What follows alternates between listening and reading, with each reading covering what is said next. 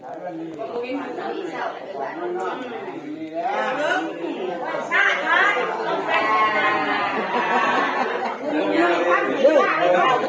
ไปบูด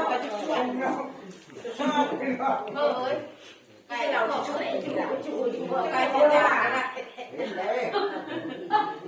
ไก่กุ้งเปื่อยไก่กุ้งเปื่อยนั่งข้าวกินเลยปกติคนเป็นคนมองกล้องเลยนะ2 วันเปื่อยเบิดให้เดี๋ยวไก่เด็กไปแล้ว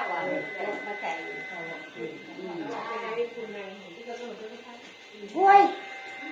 หักหมดกระลุกทั้งวันเลย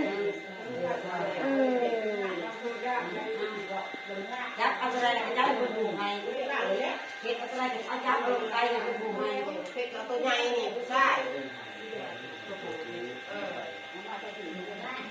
โอ้ยได้ยีดอกผู้ชายอยู่บุญรับได้สิบูได้เลย